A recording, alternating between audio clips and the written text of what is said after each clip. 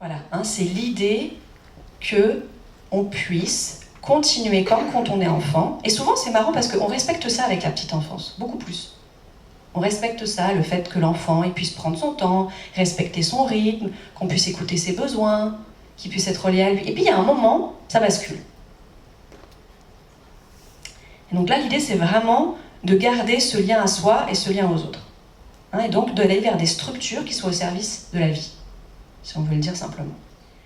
Donc là, je vous ai mis un des schémas de déclic, donc l'association pour laquelle je travaille, l'association de la communication non violente au service de l'éducation, pour vous montrer que cette prise en compte des besoins humains, elle peut se faire à différents niveaux. Elle se fait dans les relations, hein, d'une personne à une autre, entre adultes, avec les enfants, et avec soi-même. Je le rappelle, ça commence par soi. Mais elle se fait aussi dans les modes d'organisation, c'est-à-dire les types de fonctionnement, les types de gouvernance, les types de pédagogie.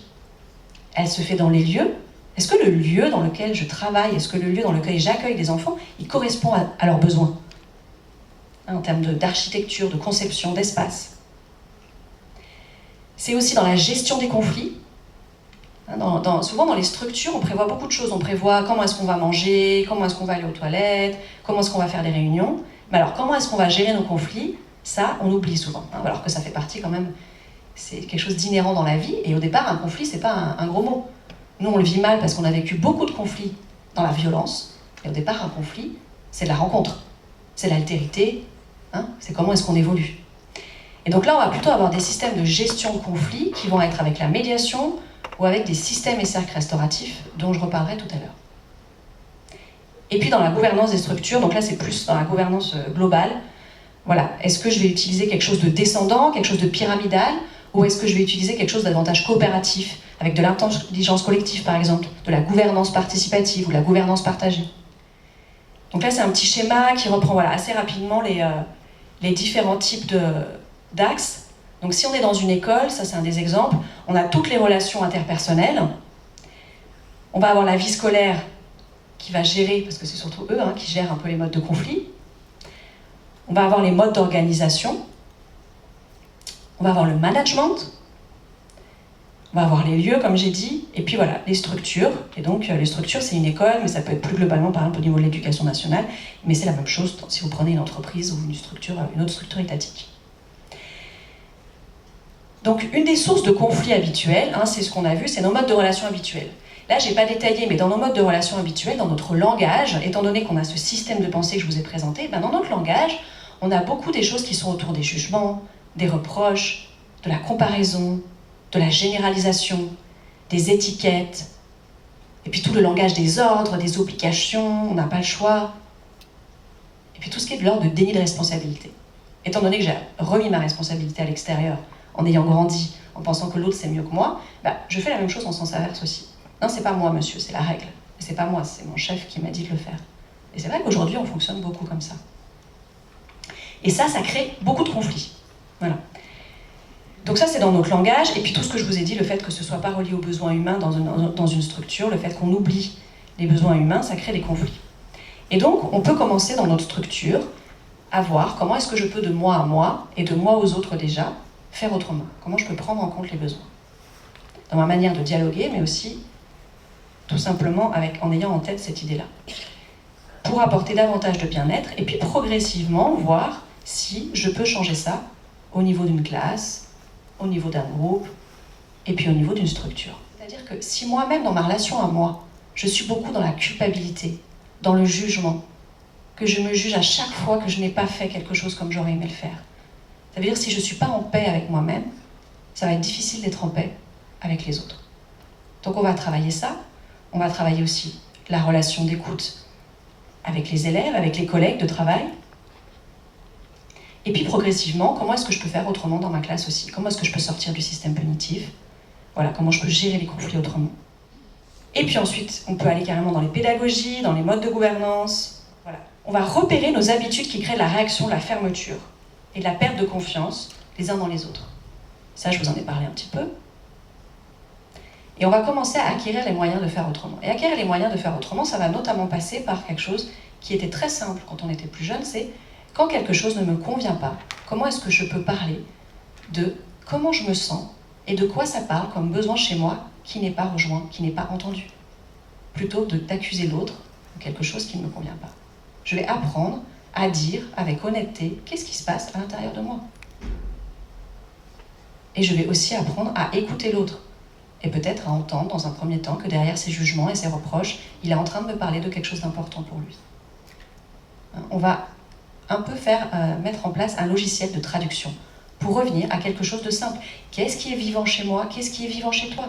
Ok, on est les mêmes êtres humains, on a les mêmes besoins, peut-être pas au même moment, mais on a les mêmes. Comment on peut faire ensemble? On va passer de rapports de force à des rapports d'écoute et de coopération. Et puis peut-être il y a des moments où on va même affirmer ses limites avec fermeté, à certains moments. Voilà, mais on va les affirmer en parlant de nous et de nos valeurs, et pas en ayant une image d'ennemi de l'autre. Donc comme je vous disais, ça passe aussi par la relation à soi-même, être capable aussi de s'écouter, de se comprendre soi-même, de se reconnecter à ses besoins. Parfois on a oublié qu'on avait des besoins, on ne sait plus. On s'est tellement occupé des autres qu'on a oublié que nous-mêmes on avait des besoins. Donc dans l'expression, cette expression honnête dont je vous ai parlé,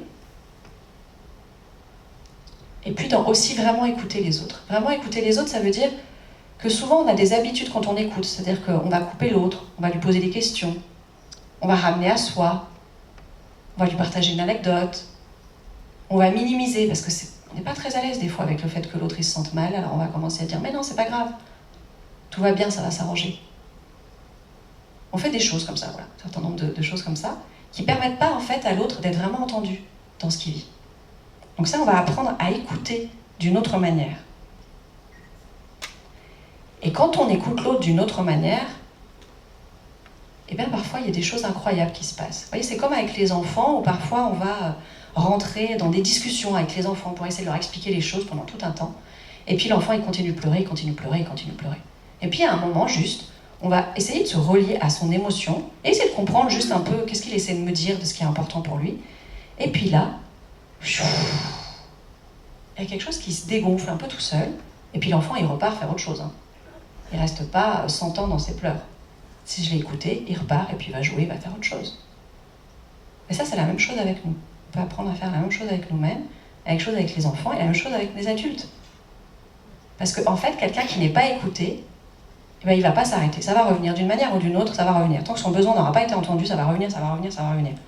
Alors, il y en a, ça revient sous forme de plainte perpétuelle, jusqu'à ce qu'on les entende. Ça peut aller jusqu'à une forme d'expression orale ou physique, parce que moins je suis entendue, plus potentiellement je crie, et si même crier ça ne suffit pas, peut-être que je vais commencer à exercer de la violence. Ou alors, il y a d'autres personnes, ça se manifeste par un repli. C'est-à-dire qu'elles ne vont pas exploser, mais elles vont imploser de l'intérieur au bout d'un moment. En tout cas, ça a des conséquences quand on n'écoute pas les besoins humains. C'est comme quand on parle du burn-out aujourd'hui. Mais en fait, le burn-out, c'est quoi? C'est je ne me suis pas écoutée, en fait.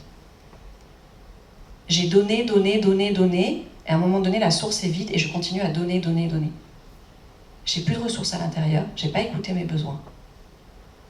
Parce que peut-être je ne sais plus faire, en fait. Peut-être que je ne sais plus sentir mes propres limites. Et on appelle ça après un burn-out. Nos habitudes, c'est plutôt d'être, il faut trouver un coupable, ou il faut savoir qui a tort, qui a raison. Et donc ça commence à la maternelle, c'est pas moi, madame, c'est l'autre. Alors, évidemment, parce que quand on a peur de se faire punir, eh ben souvent on ment. Même en tant qu'adulte, parfois on fait des petits mensonges ou des grands mensonges parce qu'on a peur des conséquences. Donc ça commence assez jeune. Donc on cherche qui a tort, qui a raison. Et puis c'est valable partout. Vous voyez, moi j'ai très rarement vu des hommes politiques, par exemple, à la télé, qui font un débat et qui se disent « Oh, mais c'est super intéressant ce que vous dites, j'avais jamais pensé. Peut-être on pourrait discuter. » Non, personne n'écoute l'autre, on essaie juste d'avoir raison. On n'a même pas entendu ce qu'il a dit, on est en train de préparer l'argument suivant. Et nous on fait la même chose dans nos conversations, vous voyez, dans les dîners de famille, par exemple. Donc on va essayer de sortir de ça. On va se dire que un conflit, ça veut dire deux personnes, à un moment donné, qui ne se comprennent pas. Et chacun a des besoins insatisfaits. Ok, on va essayer de comprendre, c'est quoi les besoins qui ne sont pas satisfaits? Et on va entendre chacun, et on va voir comment on peut les prendre en compte. Il y a des moments comme ça, quand on prend le temps de s'écouter vraiment, sans essayer de chercher de solutions. Les solutions, c'est à la fin, ça. On s'écoute d'abord. Et quand on essaie de s'écouter vraiment, eh bien parfois, deux enfants Moi, je l'ai vécu aussi quand je travaillais comme animatrice à des moments dans des écoles. Il y a quelque chose à la fin où, naturellement, ils ont envie de nouveau d'être en lien l'un avec l'autre. Ensuite, il y a aussi les systèmes et cercles restauratifs. Alors, les systèmes et cercles restauratifs, ça fait partie de la grande famille de la justice restaurative. Pour celles et ceux qui ont peut-être vu le film « Je verrai toujours vos visages », voilà, je suis ravie que ce film se soit répandu et qu'on ait une idée un peu de la justice restaurative. Mais ça, c'est pas dans le système pénal. Hein, c'est pas dans le système juridique. Ça peut être fait n'importe où. Dans une famille, dans un groupe, dans une école. Voilà, à un moment donné, on a un conflit. Et donc, déjà, il y a le système restauratif, c'est l'anticipation, hein, comme je vous disais tout à l'heure. C'est-à-dire, on anticipe, on sait qu'on va avoir des moments où on va pas être d'accord. On sait qu'à un moment donné, peut-être ça va chauffer. Et donc, on va réfléchir dans une structure à qu'est-ce qu'on fait. Est-ce qu'on peut avoir des personnes qui sont là pour apporter de l'écoute quand il y a besoin? Est-ce qu'il y a des personnes qui sont capables de faire une médiation? De faire tout simplement un cercle de parole, de dialogue? Est-ce qu'il y aura un lieu dédié dans l'établissement à ça? Hein, est-ce qu'il y aura un moment dédié? On va essayer de réfléchir exactement à tout ça. Comment est-ce qu'on fait? Et puis, à un moment donné, quand on a vraiment des tensions importantes, mais qui peuvent être évitées, ça c'est vraiment du curatif, on essaie de faire du préventif, eh bien peut-être on va faire un cercle restauratif. Et un cercle restauratif, c'est en cercle, comme ça l'indique, et c'est vraiment dans l'idée où nous sommes des êtres humains, et donc on va essayer de restaurer nos liens. On ne va pas essayer de chercher, on va pas essayer de punir. Bien sûr, il y a quelqu'un qui a posé un acte, potentiellement, à un moment donné, et il y a quelqu'un qui a reçu un acte. Et peut-être ça a eu des conséquences, et des conséquences douloureuses. Ça va être écouté, ça va être pris en compte. Mais on ne veut pas punir. On va voir si c'est possible, peut-être de réparer, à un moment donné, peut-être de changer quelque chose. Voilà, mais on va le faire par cette écoute-là. Et donc ça existe dans un certain nombre d'écoles. D'ailleurs, c'est nommé dans le guide de la justice scolaire de l'éducation nationale, par exemple, hein, depuis 2017, si je ne me trompe pas. Voilà. Après, on n'a pas forcément les moyens de le mettre en œuvre, mais ça existe. Ensuite, dans les modes d'organisation. Par exemple, quand je suis en classe, une habitude, ça peut être de absolument commencer le programme le plus tôt possible. Parce qu'on a des injonctions extrêmement pressantes sur le programme.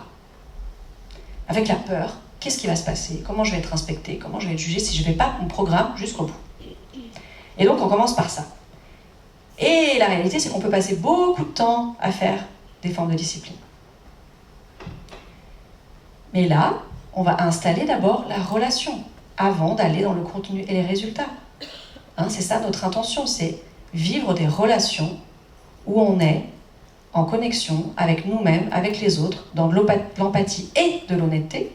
Hein, l'un n'empêche pas l'autre, l'idée c'est pas d'être gentil. Et en fait, ce qu'on voit, parce que donc à Déclic on a énormément d'enseignants, ce qu'on voit c'est que en fait, quand on prend du temps dans un groupe, au départ, que ce soit un groupe classe ou autre, quand on prend du temps à établir des relations, à prendre le temps de se connaître, à prendre le temps de vivre de la confiance et de la coopération, alors finalement après, on a beaucoup moins besoin de faire de la discipline et on a moins besoin de gérer des conflits. Et on peut aussi décider de nos accords de vivre ensemble, nos accords de groupe ensemble, plutôt que de les imposer, quelque chose qui serait un peu... Vous voyez, c'est comme nous quand on arrive dans une entreprise et puis on nous donne le règlement intérieur à lire. Puis on le lit tout seul, ou on le lit pas, ou on le lit en diagonale et on le signe. Est-ce que j'ai compris ce qu'il y avait dedans? Est-ce que ça fait sens pour moi? Non, je sais pas. Et puis c'est gravé dans le marbre pour toujours. Non, là l'idée c'est que ce soit vivant, que ce soit évolutif. Et puis aussi, comment je prends en compte les besoins dans ma pédagogie. Hein, si je ne suis pas seulement avec l'idée du programme, avec l'idée de transmettre un savoir. Bien sûr, ça peut être important, mais si j'ai en tête d'autres choses, dans mes besoins à moi et dans les besoins de l'enfant. Par exemple, si j'ai en tête qu'un enfant, il a beaucoup besoin de mouvement, alors peut-être je vais changer quelque chose dans ma manière de faire. Et puis que, pour apprendre, il y a beaucoup d'enfants qui ont besoin de jeu. Alors on appelle ça le jeu. Le jeu, c'est un peu péjoratif, comme si c'était pas bien joué. Hein, mais alors qu'en fait, ça s'appelle explorer, et c'est comme ça qu'on apprend. La majorité du temps, on apprend en explorant et en essayant. Le respect de son rythme, l'autonomie, bref. En fait, je vais réfléchir ma manière d'appréhender un groupe, ma manière de vivre ensemble, en me rappelant quels sont, moi, mes besoins en tant qu'adulte et quels sont les besoins aussi des enfants. Comme vous avez pu le voir pendant le week-end, il y a certaines formes de pédagogie qui ont pris ça en compte, hein, qui ont en tête les besoins. Donc voilà, les écoles, surtout pédagogie alternative bien souvent. Mais voilà, dans l'éducation nationale aussi par exemple, hein, l'école du dehors, ça devient de plus en plus répandu, c'est parce qu'on se rend bien compte que les enfants, ils ont besoin de mouvement, ils ont besoin de connexion à la nature. Ok, super, si on faisait des temps dehors. Et les enseignants aussi d'ailleurs, je suis sûre qu'il y en a plein qui apprécient de vivre ça aussi. Bon, là je ne rentre pas dans le détail, c'est vraiment des exemples, hein, mais c'est vrai qu'il y a beaucoup d'enseignants, même dans le public, qui changent un petit peu, qui mettent en place des classes flexibles, qui essayent de mettre plus d'autonomie dans la classe, voilà. Donc ça, c'est une manière de prendre en compte les besoins. Toujours dans les modes d'organisation, ça va être comment est-ce qu'on met en place nos accords de vie ensemble, comment est-ce qu'on a davantage peut-être de conseils de classe, c'est-à-dire de participatif. Comment est-ce que tout le monde peut participer aux prises de décision. Et un système restauratif dont je vous ai parlé. Ensuite, dans les lieux. Donc là, j'ai mis un petit peu des photos de lieux où d'un coup on se dit, mais est-ce que, en fait, les bâtiments tels qu'ils sont construits, est-ce que c'est obligé d'être comme ça? Est-ce qu'une entreprise, une école, est-ce que ça pourrait être différent? Et donc je vais réfléchir à une manière différente. Est-ce que c'est davantage relié à la nature? Est-ce qu'il y a davantage de circulation possible? Voilà, on va essayer d'innover. Et puis dans la conception des lieux, c'est-à-dire même dans une salle, est-ce qu'on est obligé d'avoir une salle avec des chaises et des bureaux, par exemple? Est-ce que tout le monde est obligé de s'asseoir sur une chaise? Est-ce que ça peut être autrement? Est-ce que tout le monde apprend bien en étant sur une chaise? Je ne suis pas sûre. Il y a des écoles où il y a plein de possibilités d'assises qui sont différentes. Hein? Et puis il y a des écoles où il y a des espaces dans la classe. Peut-être il y a des moments où j'ai besoin de faire une petite pause, quelques minutes. Peut-être il y a un moment où je suis débordée par une émotion et j'ai besoin de prendre soin de ça parce que j'arrive plus à écouter, je suis plus disponible, parce que je suis envahie par quelque chose. Ah, peut-être qu'il y a un coin pour ça, par exemple. Moi, je connais, voilà, il y a des tas d'enseignants qui font des choses comme ça pour rendre les choses plus fluides, parce que sinon, je passe mon temps à essayer de contrôler. Et donc l'idée, c'est vraiment d'essayer dans l'éducation, en appliquant la communication non violente, de passer d'un modèle qui serait plutôt basé sur la peur. Et quand je dis basé sur la peur, c'est même dans nos rapports à nos enfants. Vous voyez, il y a quelque chose qui est transmis, où on devrait un peu avoir peur de ses enfants. Il ne faut pas se laisser bouffer par ses enfants. Il ne faut pas se laisser déborder par ses enfants. Moi, je me rappelle, ah, mais si tu le fais dormir avec toi, il voudra dormir avec toi toute la vie. Non, je vous rassure, mon fils ne dort plus avec moi.